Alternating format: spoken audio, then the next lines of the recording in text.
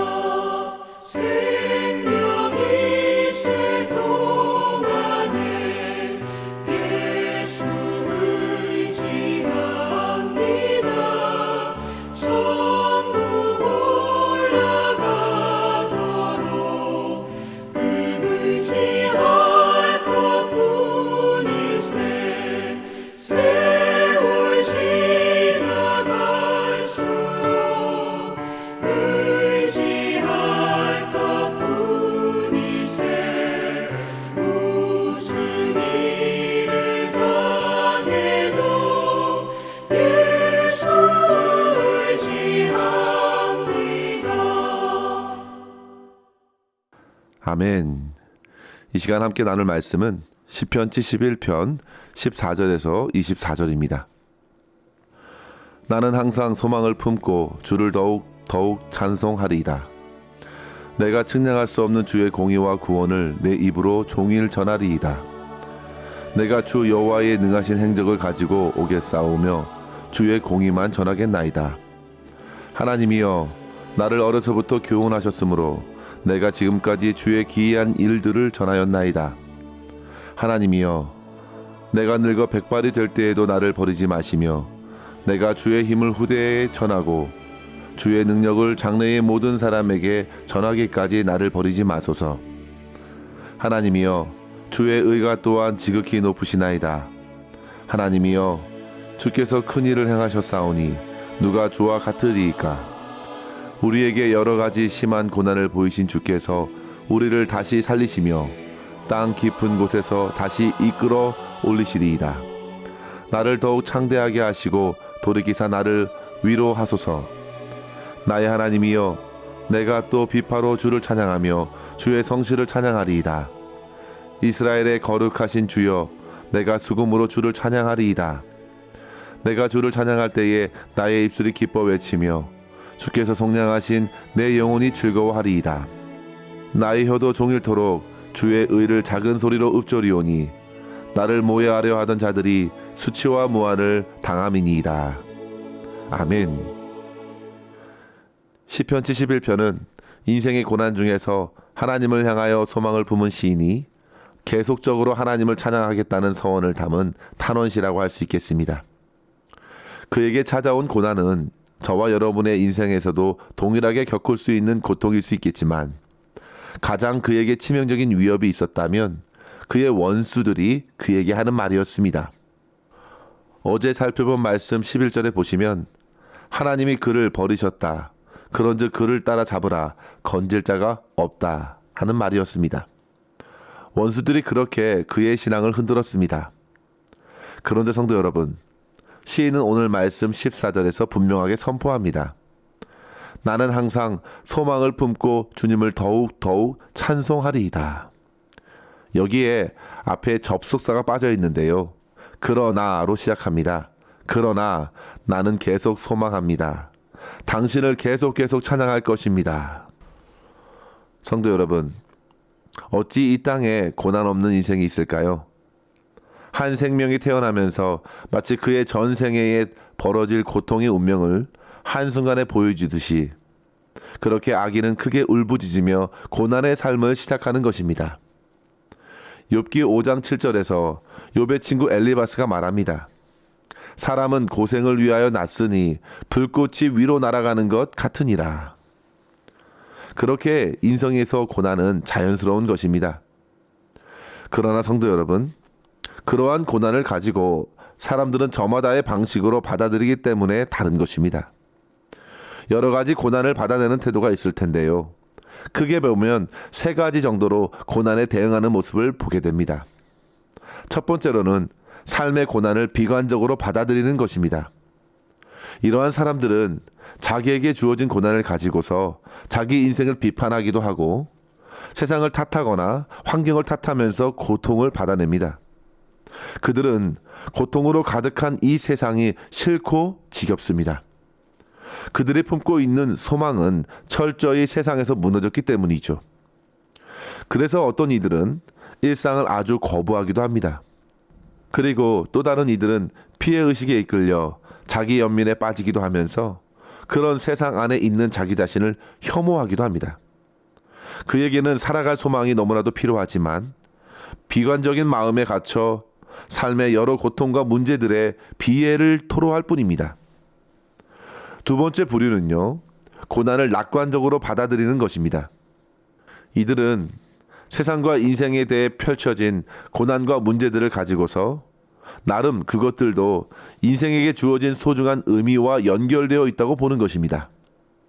그래서 고난이 와도 그들은 쉽사리 실패와 고통에 붙들리기보다 긍정적으로 그 상황을 받아내면서 결국에는 좋은 일로 이어질 것이라는 소망을 갖는 것이죠. 그런데 성도 여러분, 이런 입장에 있는 사람들 중에서 어떤 사람들은 상황이 그저 좋게 흘러갈 것이니 낙천적으로 아예 손을 놓고 잘 될 테니 걱정 말라는 태도로 일관하는 사람이 있는가 하면, 다른 부류는 낙관적 태도로 고난이 빚어낸 결실을 위하여 계획하고 도전하는 이들이 있는 것입니다. 그러니 낙관적인 태도 또한 고난 앞에서 다양한 행동을 낳는 것입니다. 그러나 성도 여러분, 단지 낙관적인 태도로 고난을 받아들이는 것으로 충분하지 않다는 점입니다. 낙관적인 태도가 좋은 것 같지만 한계가 분명히 있습니다. 그래서 세 번째 부류를 소개하라고 합니다. 그 사람들은 고난을 하나님의 섭리의 관점으로 보는 사람들이죠. 하나님을 인정하는 신앙에 고난의 뿌리를 두고 있는 것입니다. 하나님께서 인생의 고난을 허락하셨다면 분명 그것을 통해서도 얼마든지 하나님께서는 역사하신다는 생각을 갖는 것입니다. 그들은 단지 긍정적 사고에 머물지 않습니다. 그 안에 역사하시는 선하신 하나님을 주목하고 그 하나님을 의지하면서 그분의 인도를 따릅니다. 우리가 잘 알고 있는 욥은 극심한 고난 중에 이같이 고백했지요. 욥기 23장 10절에 보시면 나의 가는 길을 오직 그가 아시나니 그가 나를 단련하신 후에는 내가 정금같이 나오리라. 욥은 자기 자신도 그 고난의 이유를 정확히 잘 모른다고 고백합니다. 오직 하나님께서 아시니 하나님의 선하심을 신뢰하는 것입니다. 오늘 본문 20절에서도 시인의 고백을 보십시오. 우리에게 여러 가지 심한 고난을 보이신 주께서 우리를 다시 살리시며 땅 깊은 곳에서 다시 이끌어 올리시리이다. 어떻습니까? 시인도 고난을 두고서 하나님의 섭리와 주권에 의지하고 있습니다. 인생의 모든 허락하신 고난 이면에 하나님께서 역사하심을 주목합니다. 그러면서 시인은 땅의 깊은 곳, 즉 스올에서부터 올려주실 것을 기대하며 간구하며 하나님을 찬양하는 것입니다. 성도 여러분, 저와 여러분에게 주어진 모든 고난은 하나님의 허락 없이는 결코 주어지지 않습니다. 따라서 우리는 어떤 고난에서도 신실하신 하나님의 섭리를 기대하며 믿음으로 끝까지 주 앞에 꿇어 엎드려 주님의 인도하심을 구할 수 있기를 바랍니다. 그저 세상을 저주하며 탄식하며 절망할 것도 아니고 모든 것이 잘 될 거라고 막연한 긍정을 가지고 나의 소망으로 삼을 것도 아니며 인생의 모든 고난 가운데서도 변함없는 사랑으로 역사하시는 하나님을 기대하면서 우리는 오늘 말씀을 통하여 고난 앞에서도 여전히 찬양해야 하는 이유 두 가지를 함께 생각하며 은혜를 나누었으면 합니다. 첫째로 성도 여러분, 고난의 인생을 살면서 평생토록 하나님의 도움을 구하며 하나님을 찬양해야겠습니다. 다윗은 시편 46편 1절에 이렇게 고백하지요. 하나님은 우리의 피난처시요 힘이시니 환난 중에 만날 큰 도움이시라. 고난을 통해서 하나님을 찾고 간절히 도움을 요청한 다윗은 그렇게 도우시는 하나님의 힘과 능력을 경험했습니다. 그런 경험은 다윗으로 하여금 하나님을 찬양하게 하였습니다. 성도 여러분, 이러한 하나님의 도움은 모든 세대, 아니 평생에 걸쳐서 필요한 것입니다. 오늘 시인은 하나님께서 어떤 도움을 주셨는가? 15절에 보시면요, 측량할 수 없는 주의 공의와 구원이라고 했습니다. 여기서 공의는 히브리어로 차데카로 쓰였는데요. 이 차데카는 올바른 관계로의 회복을 의미합니다. 그러니까 하나님의 공의는 하나님과의 관계, 일상의 삶에서 맺는 모든 관계의 회복을 말하는 것입니다. 그 차데카는 곧 하나님의 구원으로 주어진 것입니다. 성도 여러분, 이것만큼 하나님의 도움이 절실한 것이 또 있을까요? 하나님의 공의와 구원은 곧 하나님과의 관계, 세상과의 어그러진 관계를 회복시키시는 능력으로 주어졌습니다. 이러한 도움이 불필요한 사람은 이 땅에 없습니다. 사람들이 가장 힘들어하는 것은요, 관계의 문제들입니다. 죄는 그렇게 관계를 무너뜨렸습니다. 하나님과 인간 사이의 관계, 인간과 인간, 인간과 자연과의 관계들을 깨뜨려 여러 갈등과 문제를 일으켰습니다.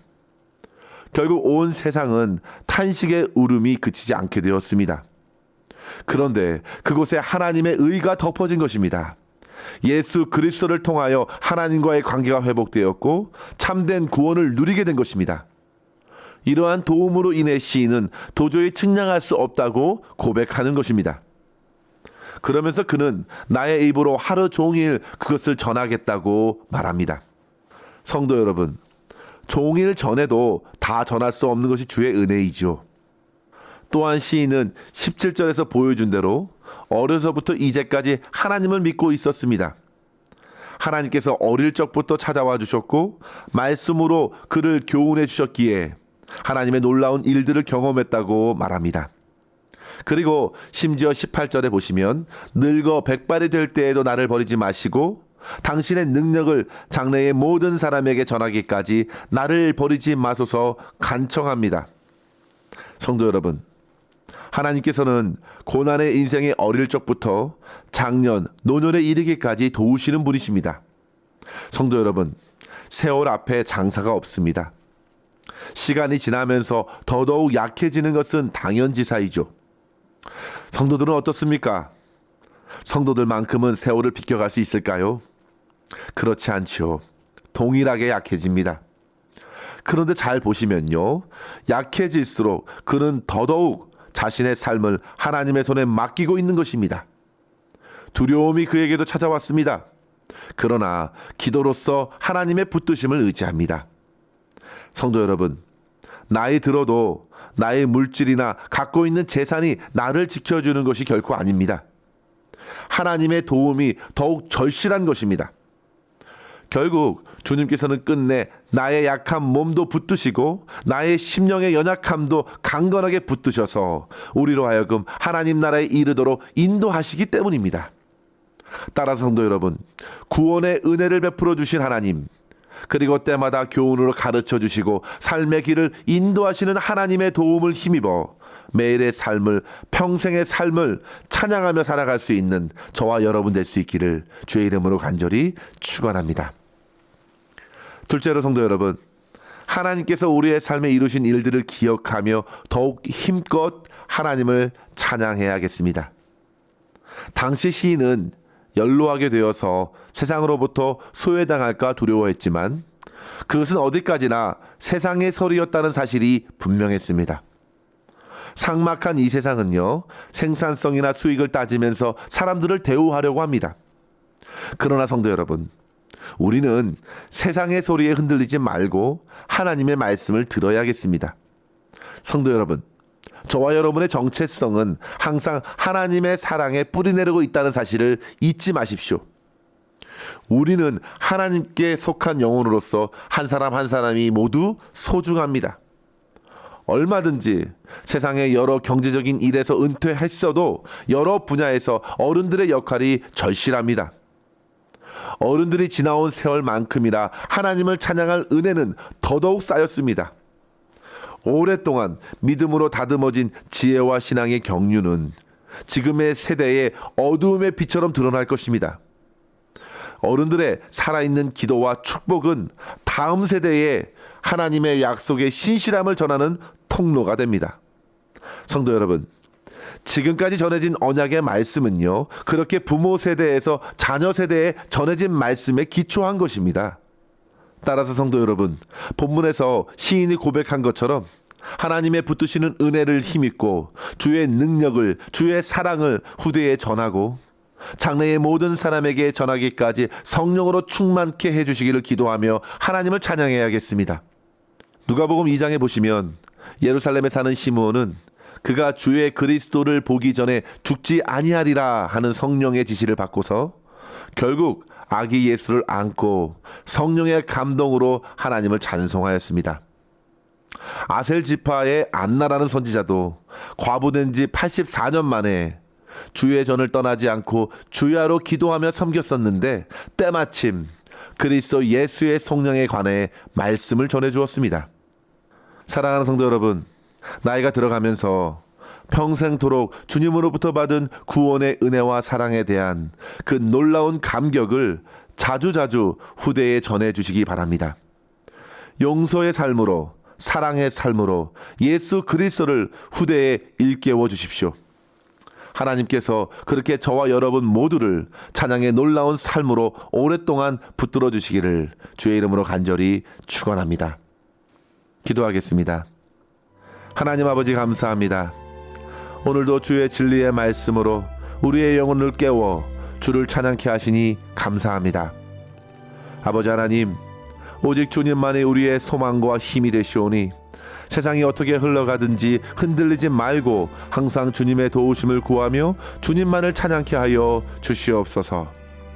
나이가 들면서 찾아오는 외로움과 두려움을 주를 향한 믿음으로 떨쳐내게 하여 주시고 주께서 저희 인생에서 펼쳐주신 놀라운 공의와 사랑, 구원과 회복의 기쁨을 가지고 다음 세대에게 담대히 전하게 하여 주시며 주님을 닮아가는 삶으로서 허락하신 성도들과 가족들을 겸손히 섬기며 주님께 영광 돌리는 삶 힘있게 살아내게 하여 주시옵소서. 오늘도 우리의 모든 삶을 주님의 손에 온전히 맡겨드리옵고 감사드리며 우리 구주 예수님의 이름으로 간절히 기도드리옵나이다. 아멘. 사랑하는 성도 여러분, 오늘도 주님과 함께 승리하시기를 바랍니다. 감사합니다.